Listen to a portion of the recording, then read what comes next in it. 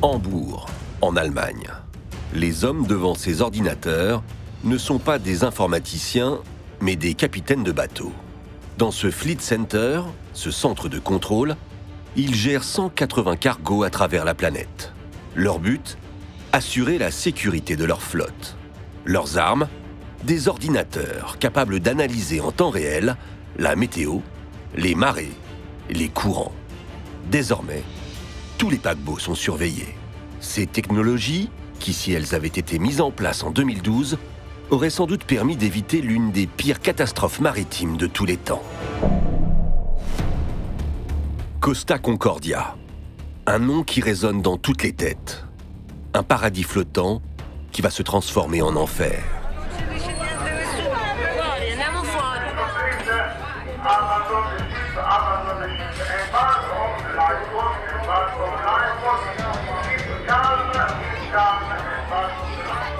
Un naufrage avec 2 fois plus de passagers que le Titanic. Mais derrière les images que tout le monde connaît, peu de gens savent ce qui s'est réellement passé techniquement cette nuit du 13 janvier 2012. Quelques minutes après l'impact, le navire n'a plus de propulsion et n'a plus de barre. Donc du coup, il est complètement incontrôlable. Pour analyser ce qu'il s'est passé ce soir-là, nous allons partir à la rencontre d'ingénieurs, d'architectes navals et de commandants de bateaux, mais aussi de ceux qui ont vécu cette catastrophe de l'intérieur. J'entends et je vois en même temps la coque du navire et j'ai l'impression qu'elle racle le sol, le fond marin. Grâce à leurs images tournées au cœur du paquebot, ainsi qu'aux enregistrements de la boîte noire du navire, nous revivrons cette tragédie seconde par seconde.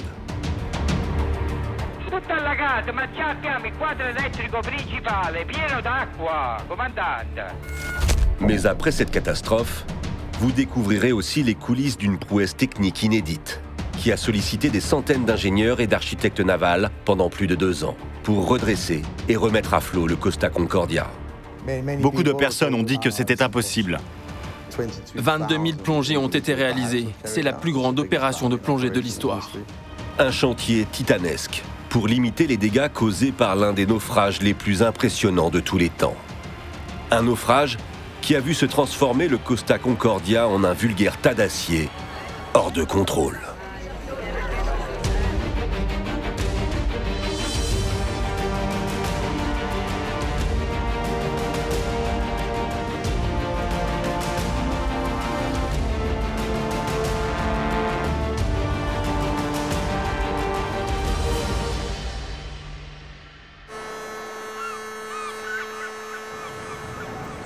Marseille. Nous sommes le 8 janvier 2012. En sortant du car, on se retrouve au pied de ce bateau, monstrueux. Ces images, filmées par les passagers, témoignent du monstre des mers qu'est le Costa Concordia. Immense. Vu d'en bas, vous savez, c'est comme les gratte-ciel. Quand on regarde en bas, on a l'impression qu'on va tomber en arrière, tellement c'est haut. Donc on était vraiment très impressionnés, tout excités. Ça faisait longtemps qu'on n'était pas partis en vacances avec Laura, mon épouse. Donc on était un peu comme des gamins, quoi. Le navire s'apprête à partir et il affiche complet. À son bord, 4000 voyageurs.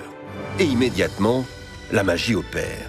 C'est un monde féerique, une véritable ville flottante. 80 000 mètres carrés sont destinés aux loisirs et à la détente des passagers.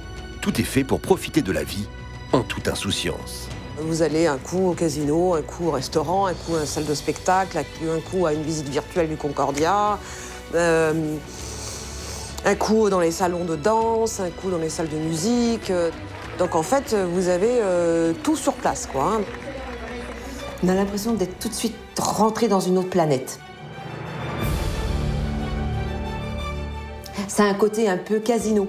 Il y a des lumières partout, il y a des dorures partout, donc c'est un peu kitsch, hein. Mais bon, on avait un peu acheté pour ça, quoi. C'est-à-dire pour une semaine où on pense plus à rien. La croisière s'amuse, c'était vraiment ça, hein, le but, hein, et on va se lâcher, ça va être super. Le Costa Concordia, c'est le navire amiral de la flotte Costa, le fleuron de l'armateur.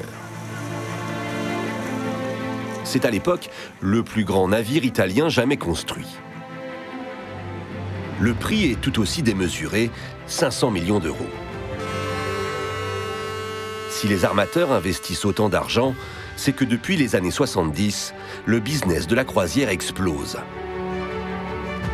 C'est un secteur qui ne connaît pas la crise. La course au gigantisme des armateurs, la popularisation de ces vacances qui allient à la fois voyage, visite et détente, font des croisières un tourisme de masse. En Méditerranée, plus de 6 millions de croisiéristes voyagent à bord de ces géants des mers. Le Costa Concordia, lui, déverse tous les jours plus de 3000 passagers dans les villes touristiques. Marseille, Barcelone, Palma de Majorque, Cagliari, Palerme, Rome, Savone. Cette croisière d'une semaine porte bien son nom, la Dolce Vita. En coulisses, plus de 1000 employés s'activent pour garantir un service impeccable. Ici, tout est démesuré. Le Costa Concordia, c'est 114 000 tonnes d'acier, 290 mètres de longueur, 50 de largeur, 78 mètres de hauteur. Il est composé de 14 ponts, un véritable immeuble flottant. Pour déplacer ce monstre des mers, 6 moteurs diesel déploient une force incroyable. Et typiquement, une machine assez facile à manœuvrer, qui permet d'avoir des variations de vitesse assez souples. Un navire qui, en vitesse de croisière, peut atteindre jusqu'à 23 nœuds. 23 nœuds, soit plus de 40 km/h. Le paquebot est tout récent. Il a à peine 6 ans, mais a déjà réalisé plus de 200 croisières sur la Méditerranée. Il a transporté au total plus d'un demi-million de touristes. Le voyage est toujours le même. Le parcours est bien rodé. Le paquebot navigue de nuit et fait escale tous les matins dans une nouvelle ville touristique. C'est justement dans un cadre paradisiaque que le pire va se produire. Nous sommes le 13 janvier 2012. 19h20, le poste de commandement communique ses chiffres à la capitainerie. Le Costa Concordia largue les amarres. Se volevo comunicare i nostri dati, passeggeri a bordo 3208, 3208, membri dell'equipaggio 1023, 1023. Nostro porto di arrivo Savona, domani ore 7:12, 7:12. Le paquebot fait route vers le nord de l'Italie. La route est relativement simple. Le navire doit prendre une direction nord-ouest, passer entre l'île de Giglio et le continent, puis tournera légèrement vers la gauche pour rejoindre le port de Savone au petit matin. La météo s'annonce clémente comme chaque soir depuis le début de leurs vacances. C'est donc une nouvelle bonne soirée que devraient passer les voyageurs sur ce monstre des mers. Laura et Vincent Ponson effectuent leur première croisière. Ils comptent bien profiter au maximum de leurs vacances à bord. C'est sur la rentrée d'excursion, une grande douche parce qu'on était fatigués tout simplement. Donc une grande douche et puis on repartait habituellement souvent boire un petit apéritif avant d'aller dîner. Sur le bateau, il y a tout un tas de bars, 5, 6 ou 7 bars, je ne sais plus.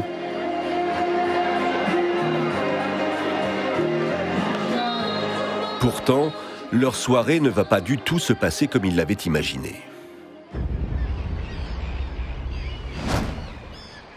20 heures. La plupart des passagers profitent de l'un des 5 restaurants du bateau. Tous pensent se diriger droit vers Savone. Personne ne peut alors l'imaginer, mais le bateau ne suit pas exactement la route prévue. En effet, un homme a décidé de légèrement faire évoluer le parcours. Cet homme, c'est le commandant, le seul maître à bord, Francesco Schettino. Depuis le début de la croisière, difficile de ne pas le remarquer.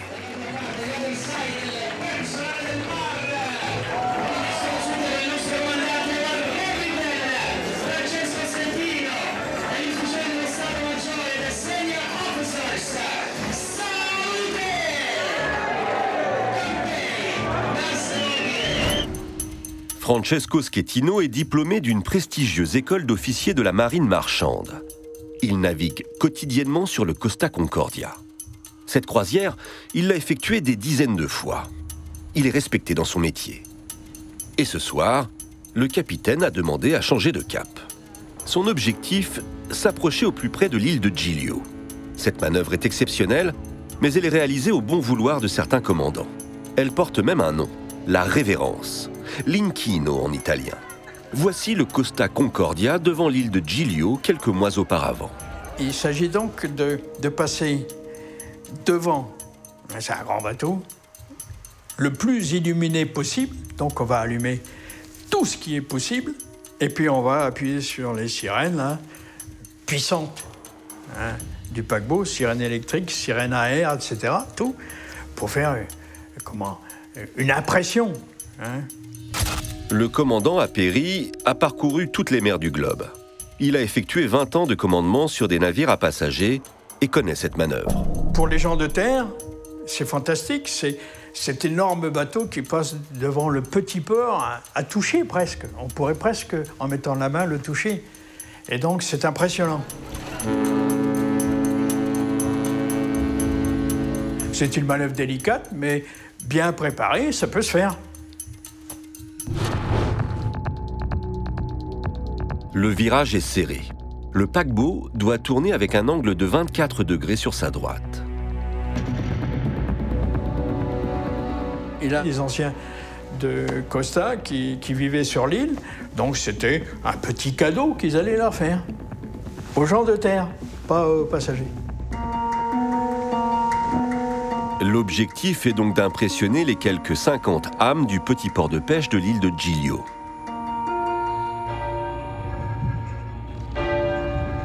L'inchino est prévu à 21h45.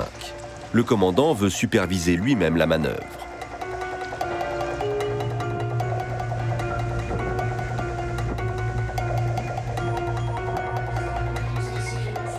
Donc il est à table, et puis à ce moment-là, le second capitaine l'appelle en disant on est à 5000 du point tournant. Il a dû répondre « je monte ». Il est 21h34 quand le commandant arrive à la passerelle, le poste de commandement. Nous sommes alors à 5 km de l'île de Giglio. Le commandant annonce qu'il prend la manœuvre, c'est-à-dire qu'il dégage le chef du quart de la responsabilité des changements de route. C'est lui qui est en charge directement, hein, et c'est noté sur le journal de navigation, c'est lui qui prend en charge la manœuvre. Il reprend les commandes à son second. La navigation automatique est désactivée, il commence à donner ses instructions. Le navire avance à 30 km/h en direction de l'île de Giglio.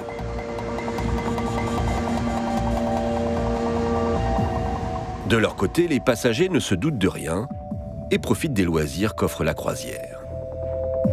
On décide de descendre au spectacle qui commence à 21h30, le spectacle. Donc ça venait de commencer, je suis au pont 3 avec mes parents, on est au milieu de toutes les rangées, tout ça.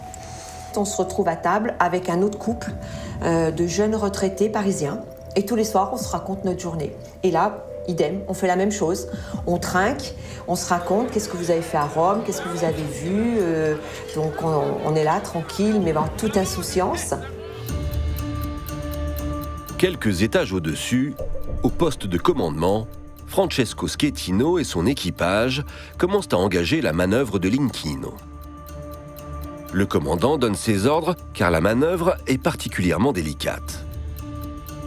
Et comme le révèlent les enregistrements à bord, c'est une véritable mésentente qui éclate entre le commandant Schettino et le timonier, celui qui tient la barre.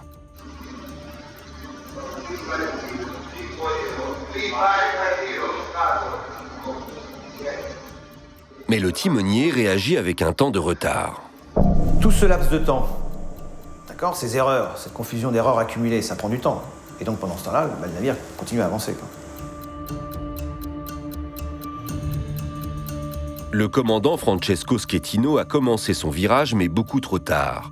Il va donc devoir tourner davantage pour rattraper la route prévue.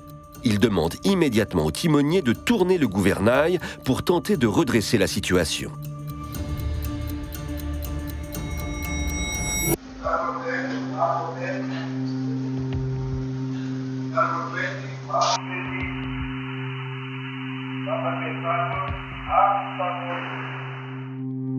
Seulement quand on tourne avec un bateau, un phénomène physique se produit. À l'arrière se trouvent les moteurs ainsi que les safrans qui servent à changer la direction. Ils font chasser l'arrière du navire. On dit que le bateau balaye. Le paquebot tourne donc en réalité autour d'un point situé à l'avant du bateau, au niveau du poste de commandement. Au même titre que quand je suis une voiture, par exemple, et que je suis sur la glace, quand je tourne, j'ai l'impression que c'est les roues arrière qui chassent et puis que l'avant reste fixe, qui est une illusion réelle. Et donc le navire se retrouve dans cette position-là. Alerte générale au poste de commandement. Le commandant s'aperçoit que l'arrière ne va pas passer. À ce moment-là, on met la barre de l'autre côté pour casser justement cette embardée. Francesco Schettino demande alors au timonier de contrebraquer, de tourner vers la gauche.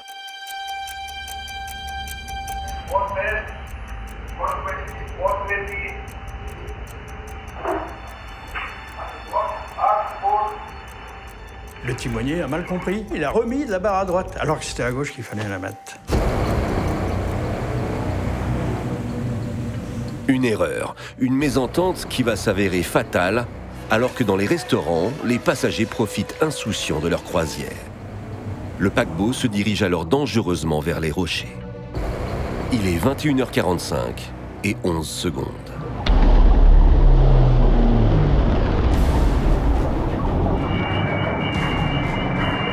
Un rocher qui se trouve à fleur d'eau vient d'éventrer le flanc gauche du navire. De l'eau commence à entrer immédiatement.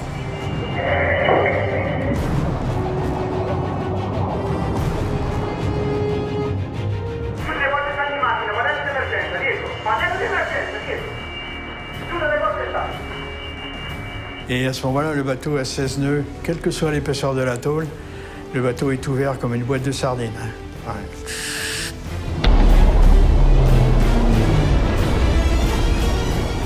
À ce moment-là, moi, j'entends et je vois en même temps la coque du navire qui, j'ai l'impression qu'elle racle le sol, le fond marin. Une grosse vibration, des tremblements. Je comprends pas très bien ce qui se passe. Je me prends le verre de mon voisin. Et là, les bières, tout s'enfile. Tout ce qui est sur la table commence à partir par terre, quoi. Donc, bien sûr, dans le restaurant, panique intégrale. C'est la stupeur générale, mais les 4000 personnes à bord sont bien loin de s'imaginer le drame qui est en train de se jouer. Laura et Vincent sont au milieu du restaurant.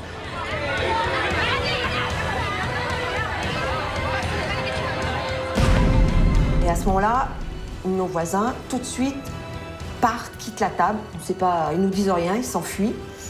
Et immédiatement, ils se lèvent en disant « Waouh, qu'est-ce qui se passe ?» Les gens commencent à hurler, à se lever, à courir dans tous les sens. Et très vite, une coupure de courant, on se retrouve dans le noir.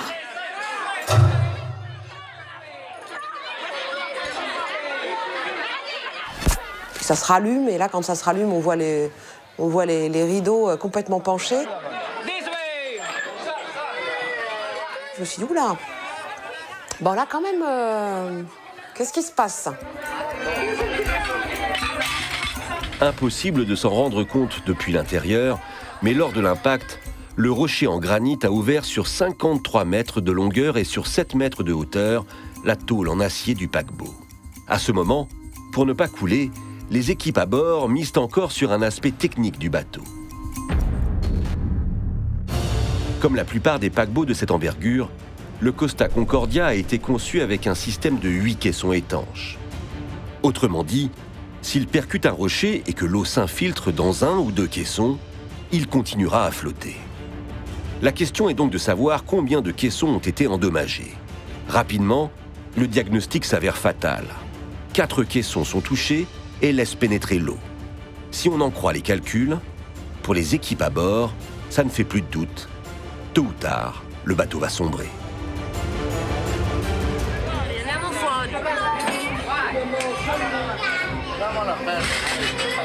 Toutes les alarmes machines remontent à la passerelle avec des écrans qui nous permettent à distance de voir en gros tout ce qui se passe, paramètres de fonctionnement, paramètres de sécurité. Donc de suite, l'envahissement important est détecté. Ça, c'est forcément le cas. Dès les premières secondes, Schettino s'est rendu compte que son bateau était foutu. Non pas compliqué, mais foutu. Et pour cause. Éventré, le bateau voit pénétrer des milliers de litres d'eau dans ses cales. Or, c'est ici que se trouvent répartis sur 8 compartiments tous les organes vitaux du paquebot. Les systèmes électriques qui alimentent les moteurs, y compris des pompes d'extraction permettant d'évacuer l'eau, sont à l'arrêt. C'est la panique. Le commandant Schettino appelle alors le responsable des machines à l'arrière du bateau. Solo una cosa voglio sapere. Se abbiamo 4, 5 e 6. Il 4, 5 e 6 non ce l'abbiamo. Nemmeno l'1, 2, 3. Sono tutto allagato, sti motori. Tutto allagato, ma già abbiamo il quadro elettrico principale, pieno d'acqua, comandante. Ora qua abbiamo tutto perso, quadro elettrico, tutto. Il diesel non sta partendo e ora vado a vedere sopra perché non parte. Martino! Sì. Martino, noi dobbiamo abbandonare la centrale qua, Ciao, Giovanni! È obbligato ad andare via. Andate via, andate via. Andate via, capo, andate. Va bene, stiamo andando via allora. Cyril Deller est un ancien officier de la marine marchande. C'est un expert en stabilité des navires et problématiques de sécurité. Quelques minutes après l'impact, le navire n'a plus de propulsion et n'a plus de barre. Donc du coup, il est complètement incontrôlable. Il n'y a plus d'alimentation électrique de secours non plus, donc plus de capacité de pompage. Mais de toute façon, la capacité de pompage n'aurait rien changé au problème, hein. Ce qu'il reste à la disposition de l'équipage, c'est tout simplement la possibilité d'évacuer le navire et d'envoyer un appel de détresse. Grosso modo, c'est ça. Le Concordia est alors à la dérive, au gré du vent et des vagues. À bord, les passagers sont totalement perdus.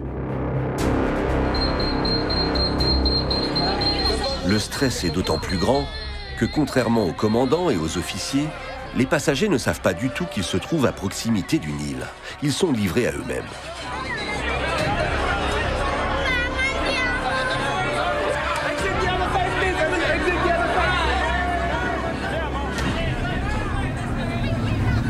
On est dans le noir, la nuit est noire, et l'eau, le peu que je vois à l'horizon, l'eau de la mer, c'est noir. Donc, oui, on est en pleine mer, j'imagine. Et comme le bateau s'est arrêté, il est silencieux. Ça, c'est super stressant. Parce que depuis le début, on avait toujours, même la nuit, quand on dormait, ce petit ronron des moteurs. Et là, il est silencieux.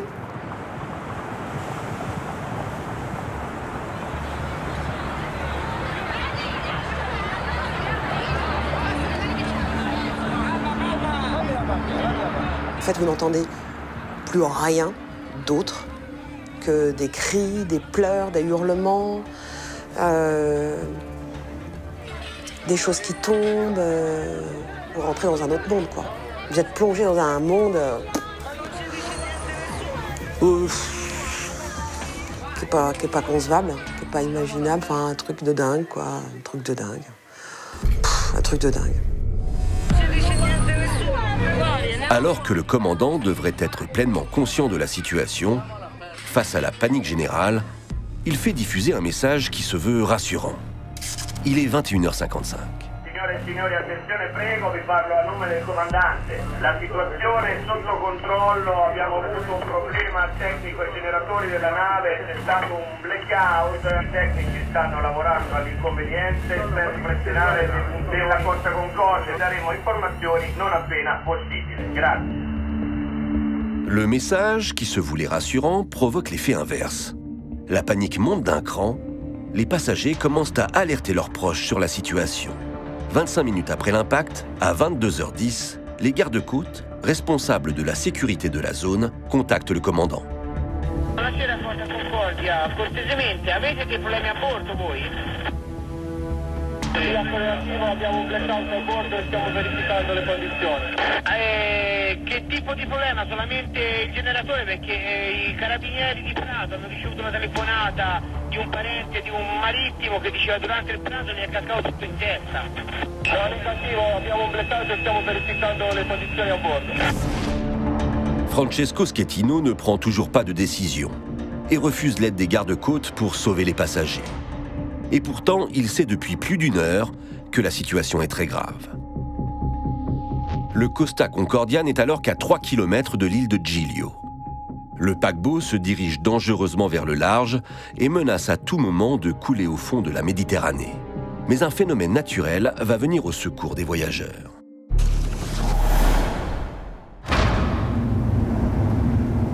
Le navire donc, se retrouve ici sur son aire en train de légèrement tourner vers sa droite, d'accord.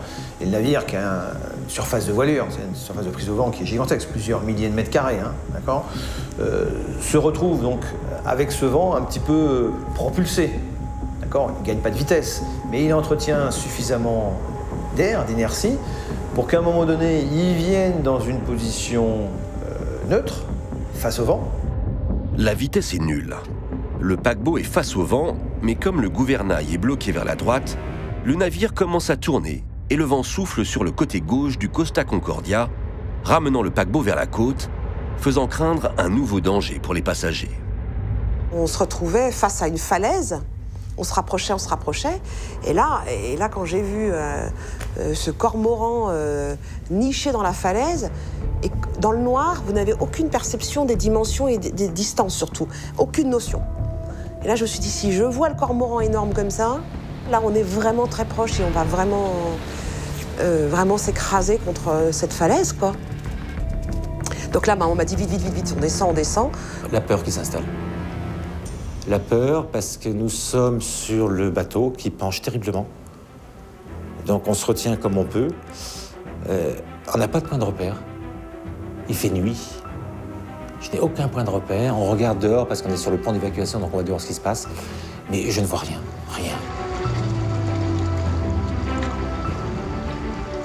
Du coup, le navire se retrouve avec le vent sur bâbord, d'accord, à une vitesse quasiment nulle, hein. Et ce qui fait que le navire finit, poussé par le vent du large, finit par venir s'échouer sur la côte, sur son flanc tribord, laissant apparaître sur bâbord la brèche.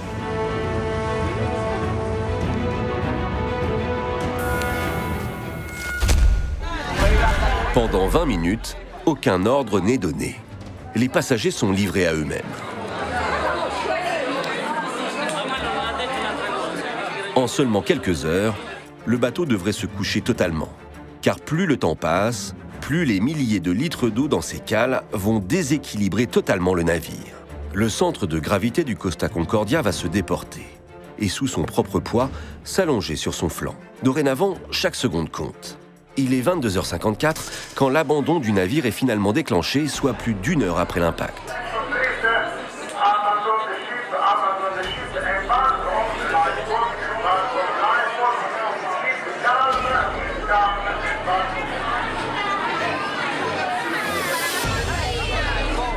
Donc l'ordre d'évacuation est donné. Et là, vous vous prenez vraiment au niveau de la charge, j'allais dire de la décharge émotionnelle, vous prenez l'angoisse de 4000 personnes d'un coup, qui comprend que là vraiment, c'est officiel, voilà, c'est officiel, ce qui était officieux avant, là c'est officiel, ça craint. Le naufrage n'est plus le seul danger. Les 4000 passagers se dirigent vers les canaux de sauvetage dans une anarchie totale. Il bambino qua, piccolino! On vous dit de chaloupe en chaloupe, non, c'est complet. Donc les chaloupes avaient commencé à prendre des passagers, mais c'est juste, c'est de la folie, quoi.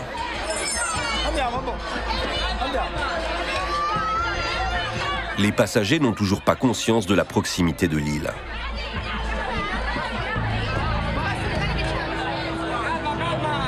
Giorgio Fanciulli habite Giglio et se promène sur le port lorsqu'il découvre la catastrophe qui est en train de se jouer. Là, quand on a vu ce bateau, on s'est demandé comment il pouvait rester à flot. Il était là, il ne coulait pas. C'était tellement bizarre, c'était un miracle. À 50 mètres près, il aurait sombré. Et il n'y aurait eu aucun espoir. Ils seraient tous morts. Le fond marin de l'île de Giglio est en effet très abrupt.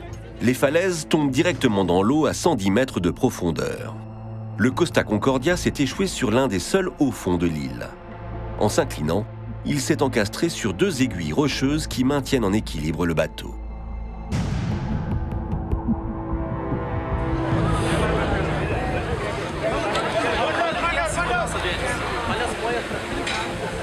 Le bateau est tellement couché que le pont d'embarcation est déjà dans l'eau.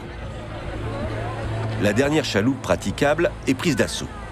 il y a 250 places disponibles et tout le monde veut sauver sa peau.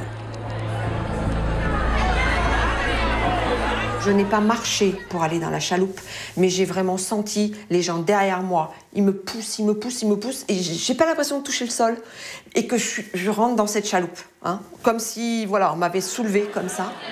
Et je suis tellement écrasée, mais vraiment, je sens mes poumons là qui sont écrasés entre mon mari et puis la personne d'à côté. Et je dis à mon mari à ce moment-là, c'est pas possible. Moi, je vais mourir étouffée. Je vais m'asseoir devant toi, par terre dans la chaloupe. Il me dit, mais ça va pas, ils vont mettre une bâche, tu vas mourir étouffée.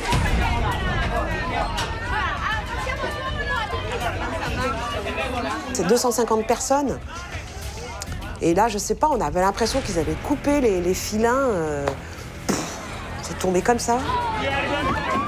Et je me suis dit, mais dans quel état ils sont dans la chaloupe, quoi. Puis vous voyez rien. Hein.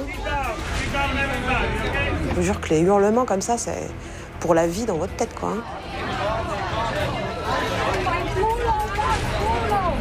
Et je me dis, waouh, la coque a touché l'eau. Maintenant, on est des Robinson Crusoe. On va ramer jusqu'au prochain rivage. Je ne sais pas ce qui va se passer, parce que je ne sais pas où on est.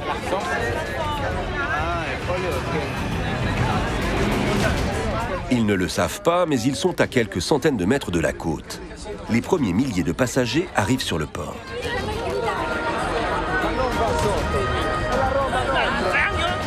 Retardé par les mensonges de Francesco Schettino, un hélicoptère de secours arrive finalement sur zone.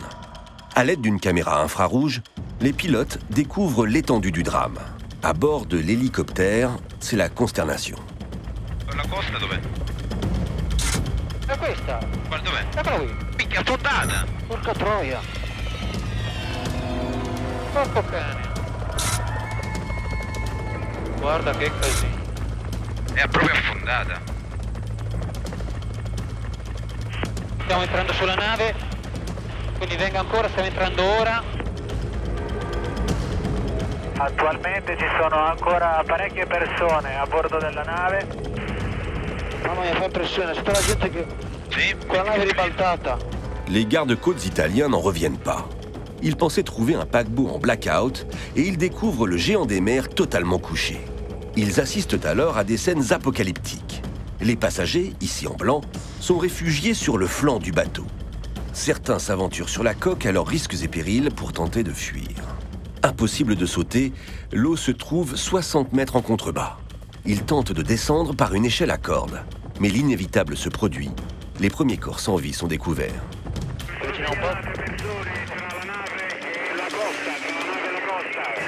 Allora Andrea, guarda un po' il FLIR, c'è un qualcosa che galleggia. È una persona? Non riesco a capirlo dal FLIR. Quella mi sa che era una persona. Dov'è? Io lo sto illuminando. Ti danno fastidio per le comunicazioni. È una persona, porca troia. È morta, verso. Dans sa chaloupe, Laura a plus de chance, car après seulement 15 minutes de navigation, elle découvre la terre ferme. La bâche se soulève. Et là, j'ai vraiment la vision d'une chaîne humaine. Il y a plein surtout des hommes, qui sont là et qui nous tendent des bras pour nous faire sortir. Donc je m'agrippe à un bras. Je me rappelle très bien de cette sensation de mon pied qui touche la terre. Et je me dis, waouh, j'ai retrouvé la terre. Sur le paquebot, plusieurs centaines de personnes sont encore prises au piège. Personne ne coordonne les secours à bord et pour cause. Aussi incroyable que cela puisse paraître, le commandant Schettino a fui sur une chaloupe. Il reçoit alors un appel sur son portable du responsable de la capitainerie de Livourne. Pronto? Senta, io sono Di Falco da Livorno, parlo col comandante? Sì, buonasera, comandante Di Falco. Mi dica il suo nome, per favore. Il comandante Schettino, comandante. Schettino? Per cortesia, lei adesso prende e va a bordo. Mi assicuri che sta andando a bordo. Io sto andando qua con la lancia dei soccorsi, sono sotto qua, non sono andato da nessuna parte, sono qua. Che sta facendo, comandante? Sto qua per coordinare i soccorsi. Che sta coordinando lì?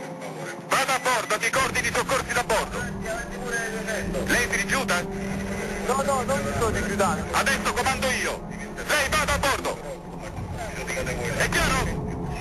Ci sono già dei cadaveri, Schettino. Avanti. Quanti cadaveri ci sono? Non lo so, uno l'ho sentito. Me lo devi dire lei quanti ce ne sono, Cristo. Ma si rende conto che è buio e che qua non vediamo... E che vuole tornare a casa, Schettino? È buio, vuole tornare? Va bene, comandante. Vada, subito.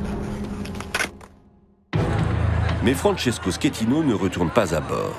Au contraire, il se dirige vers le port et se réfugie dans le seul hôtel de l'île. On ne reverra plus le commandant avant le lendemain, laissant les habitants gérer le débarquement massif de passagers. Je me souviens qu'à un moment donné, on s'est tous regardés et là on s'est dit, on est 50 personnes sur le port et il y a 4000 personnes qui arrivent.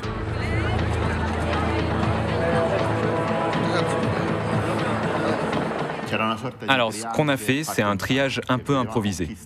On regardait qui était complètement mort de froid et du coup, nous les avons réunis pour les réchauffer au plus vite. Pour ceux qui avaient des enfants, nous les avons dirigés vers l'école du village.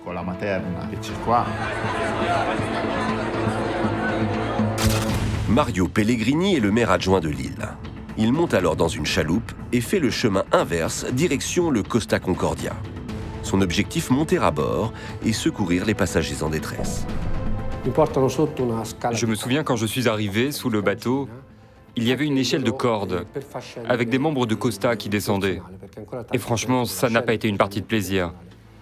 C'est dur de monter sur une corde instable qui flotte dans le vide. Et une fois à bord, je suis parti à la recherche de responsables, mais je n'en ai jamais trouvé un seul. Et pourtant, j'ai cherché. Mario aide des dizaines de personnes à s'échapper en les remontant sur la coque. Mais c'est dans un couloir isolé qu'il aide 9 naufragés à échapper à une mort certaine.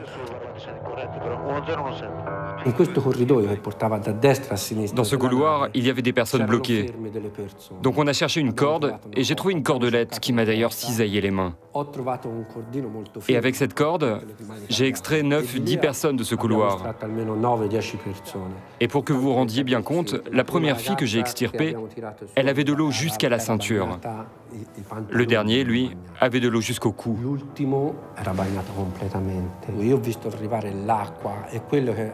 Là, j'ai vu arriver l'eau. C'est ça qui nous a fait très peur. L'eau est entrée quand le bateau a terminé de se coucher. L'eau s'est engouffrée à l'intérieur du bateau et puis elle est repartie. Je me souviens de ce bruit, l'eau venait puis repartait. Ça faisait le bruit d'une cascade. Et la dernière victime que j'ai extirpée m'a dit quelque chose qui m'a hanté pendant 3 jours. Il m'a dit, il y a des morts. J'ai vu passer l'ombre de corps, les corps d'un homme et de son enfant à travers la baie vitrée du restaurant. Fin des opérations de secours à 6 h du matin. Il y a 6 morts et des dizaines de disparus.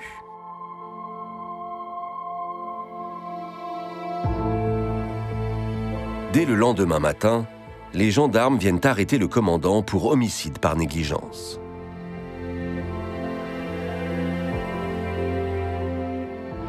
Tandis qu'il est arrêté par la police, un défi inédit s'impose dorénavant. Trouver une solution pour se débarrasser de cet immense paquebot.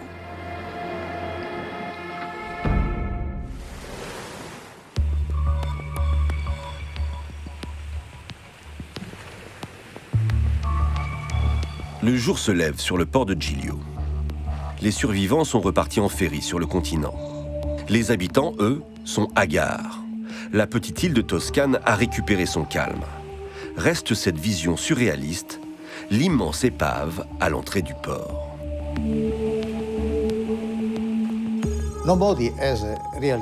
Personne n'a jamais essayé de renflouer une telle épave. C'est vraiment un immense paquebot. À présent, tous les regards se tournent vers le Costa Concordia. Que va-t-il se passer? Va-t-il couler, se disloquer? Mais surtout, comment se débarrasser du bateau, incarnation de cette nuit tragique? Ici, sur l'île, personne ne voulait que ce navire reste là. On voulait vraiment s'en débarrasser. Premièrement, on avait peur du danger écologique. Et aussi parce que ça représentait le souvenir de cette tragédie.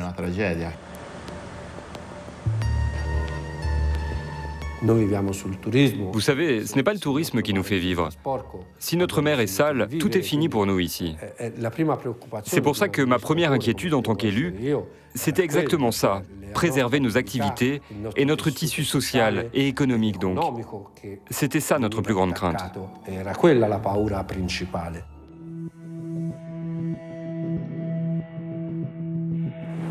Dans les semaines qui suivent, les autorités italiennes rencontrent un problème.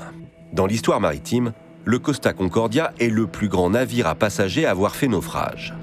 Aucun paquebot de cette taille n'a jamais été remis à flot et nombreux sont les experts à refuser cette mission de renflouement.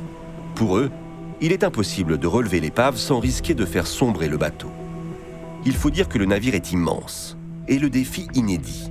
Il pèse plus de 100 000 tonnes, soit l'équivalent de 12 tours Eiffel, sans compter les dizaines de milliers de litres d'eau piégés à l'intérieur. Pour cette opération hors norme, une personne accepte le challenge. Nick Sloan est l'un des rares spécialistes mondiaux du renflouement de navires. Il est à la fois ingénieur naval et inventeur.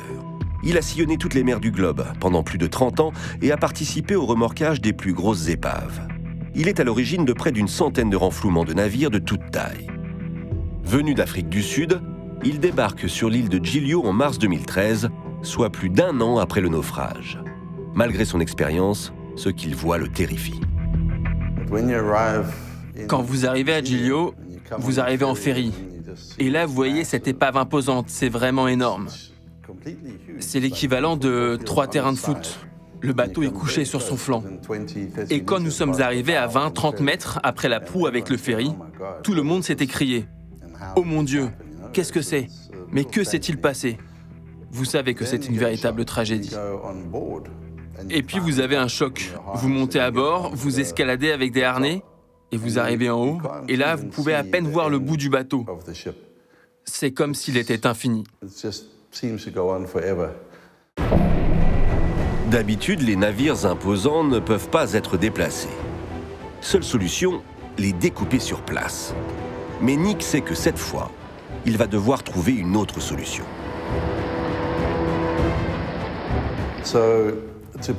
Pour protéger l'environnement, vous devez enlever le bateau en une seule pièce et ainsi garder tous les polluants à l'intérieur. Imaginez un hôtel grand comme 3 terrains de foot, avec des centaines de chambres, des matelas, des rideaux, des tapis, toutes les cuisines, les restaurants. Donc nous devions tout garder à l'intérieur et enlever le bateau d'un seul tenant.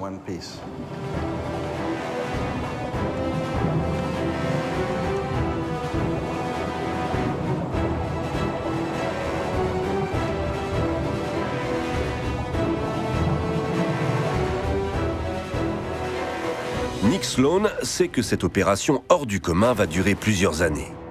Le coût estimé est exorbitant, 500 millions d'euros, soit le prix du Costa Concordia, sans garantie de succès.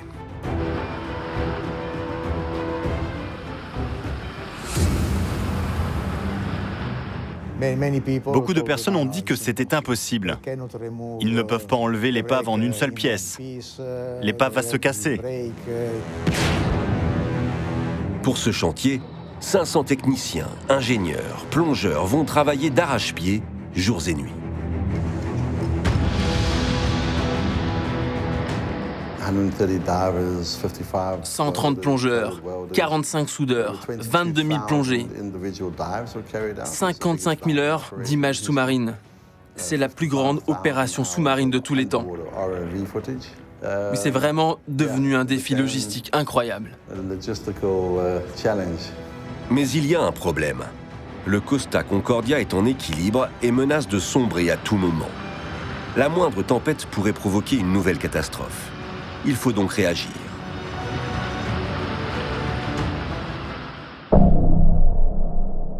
Pour conserver le bateau intact, c'est à une opération de la dernière chance que va se livrer l'équipe de Nick Sloan.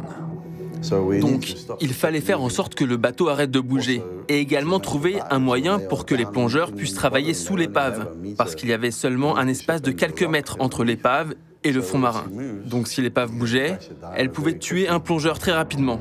L'idée, c'est de percer sur une profondeur de 18 mètres dans la roche Et ensuite, à partir de là, tirer des câbles en dessous de la coque. Nous avons des vérins hydrauliques pour maintenir la pression et garder le bateau en place. Cette seule opération de sécurisation durera 6 mois. Une période durant laquelle une nouvelle population va faire son arrivée sur l'île.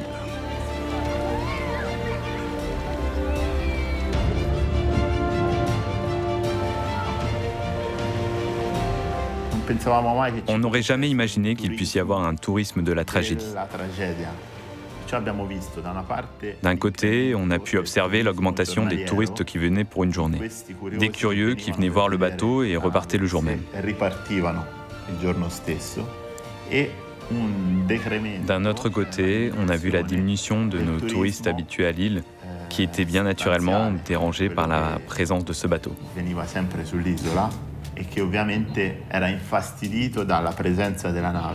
Pour se débarrasser du bateau, l'objectif est de le redresser et de le faire flotter à nouveau.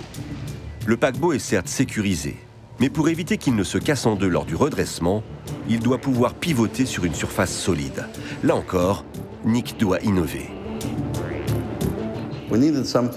Nous avions besoin de quelque chose pour niveler le fond marin irrégulier. Vous avez des ondulations et également une pente. Pour créer une surface plane, d'immenses sacs gonflables sont déposés dans le fond marin, une technique fastidieuse. Vous faites descendre vos sacs vides, comme ça vous pouvez les installer comme vous voulez. Ensuite, vous avez une ouverture et vous pouvez les remplir de ciment.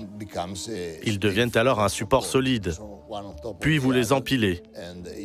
Donc c'est ça qu'on a construit. C'est un travail sous-marin très important, je dirais même considérable. Au final, 18 000 tonnes de béton sont injectées dans les sacs, formant ainsi un mur de soutien sous-marin haut de 25 mètres. Mais le paquebot est immense, 50 mètres de large. L'équipe d'ingénieurs met en place d'immenses plateformes sous l'eau pour réceptionner le bateau une fois redressé. Toutes les constructions sont proportionnelles aux dimensions hors normes du paquebot. Le chantier est titanesque.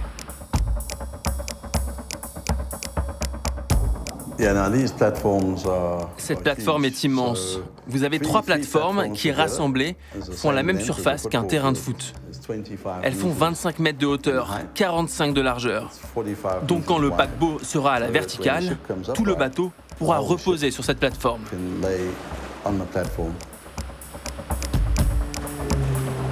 Voici le scénario un peu fou imaginé par Nick. Le principe général est de relever le bateau en tirant sur les câbles, puis de faire flotter le paquebot grâce à d'immenses caissons étanches qui font office de bouée.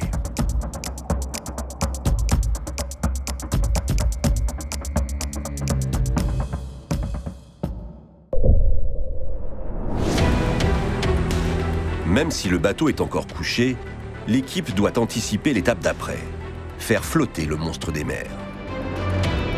Nous devions redonner au bateau les 2 choses qui définissent ce qui fait l'essence même d'un bateau, la flottaison et la stabilité. L'épave avait perdu ces 2 caractéristiques. Donc nous avons décidé de mettre des caissons à l'extérieur. Comme pour un bébé dans une piscine, vous lui mettez des manchons pour qu'il flotte. Ces réservoirs sont tellement immenses qu'ils sont construits par un chantier naval. Ironiquement, le même qui a construit le Costa Concordia. Imaginez un immeuble avec un appartement de 110 mètres carrés, et ça sur 7 à 11 étages. Un vrai petit gratte-ciel. Et on avait 30 caissons comme ça. Tout est immense. Parce qu'il fallait redonner de la flottaison à l'épave. Donc si vous voulez, on a presque construit un autre Concordia autour du Concordia.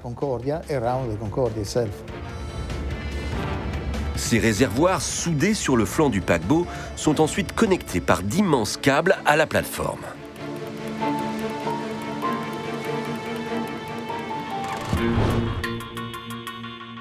C'est en tirant sur ces câbles que le bateau devrait se redresser. Dans l'histoire du renflouement, jamais une telle opération n'a été tentée.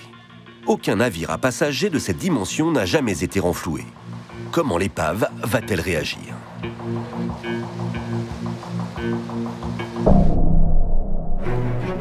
Après plus d'1 an et demi de travail, c'est le jour J. Le monde entier est tourné vers la petite île de Giglio.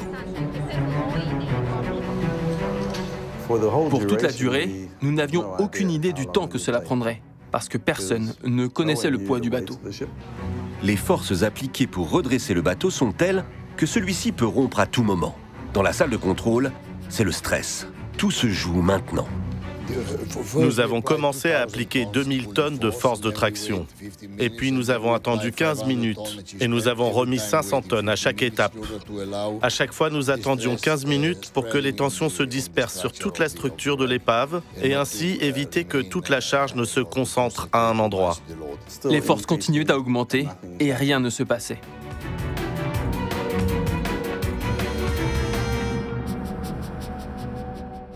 Et puis, nous sommes devenus vraiment tendus, parce que nous appliquions alors plus de force que prévu.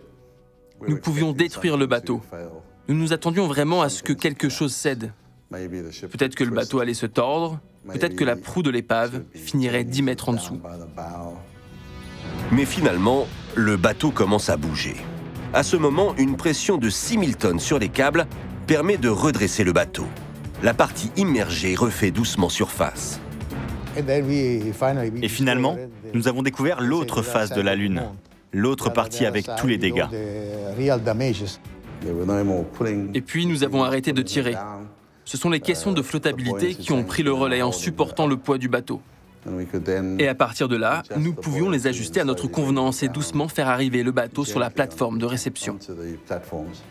Au moment où l'épave a touché la plateforme, à 3h45 du matin, tout était parfaitement centré. Alors on s'est dit, allez, on éteint tout et on va prendre une bière. Le paquebot est de nouveau à la verticale. La partie désormais émergée témoigne de la violence du naufrage. Mais impossible de déplacer le bateau. 40 000 tonnes d'eau clouent toujours le Costa Concordia sur la plateforme.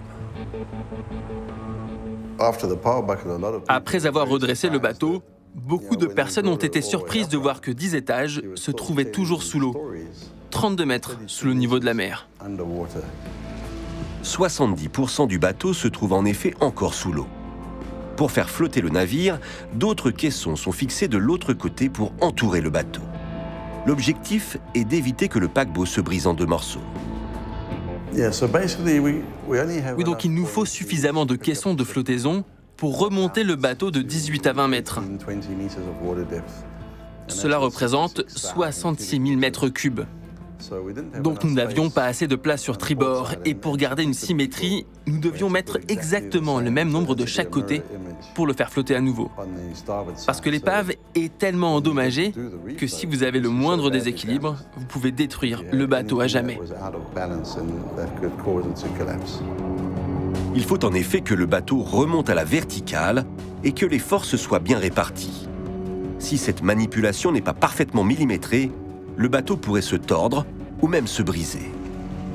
Après 2 ans et demi de travail quotidien de 500 personnes, les ingénieurs espèrent faire à nouveau flotter le Costa Concordia. Nous sommes le 19 juillet 2014. C'est le grand jour. La résurrection de ce monstre des mers est attendue par tous les habitants de l'île de Giglio. De nombreux survivants du naufrage sont également sur le port pour assister à ce miracle. Les caissons étanches sont remplis d'eau. L'objectif est de les vider afin qu'ils soient uniquement remplis d'air, créant ainsi une immense bouée autour du paquebot. Sur le papier, le principe est très simple. Vous ajoutez un peu d'air par ici, un peu par là. Vous regardez ce qu'il se passe tout en essayant de rendre le tout un peu plus léger. Le monstre d'acier remonte peu à peu à la surface. Mais l'opération est fastidieuse. Étape par étape, à chaque fois qu'un pont sortait de l'eau, nous avons arrêté l'opération. Et nous avons attendu pour que l'eau piégée à l'intérieur de l'épave s'échappe. Il faut une semaine pour faire sortir 17 mètres de bateau hors de l'eau. Et finalement, ce qu'attendaient les habitants depuis le naufrage se réalise enfin.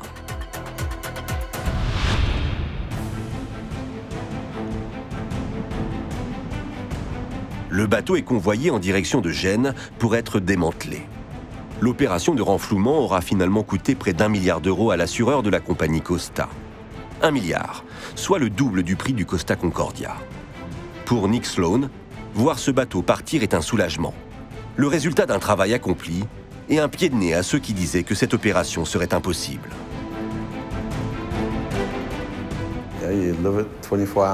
Vous vivez avec cette épave 24 heures sur 24. Vous l'entendez, vous l'écoutez, vous la ressentez. Donc de voir que tout est fini et avec succès, c'est fantastique. Ce sont des sentiments étranges. Le succès doit vraiment être nuancé. Il faut penser à ces gens, les familles, à la recherche des derniers corps. Les familles sont changées à jamais. Beaucoup de survivants ont subi de lourds traumatismes. Je pense que toute cette histoire, cet accident du Costa Concordia, a vraiment été une tragédie.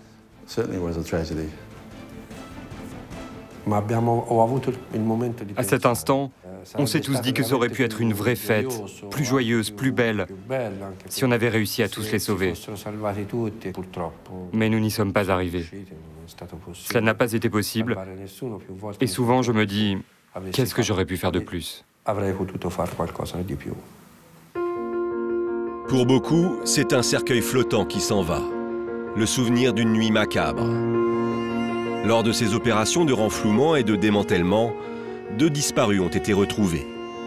Le bilan du naufrage est de 32 morts.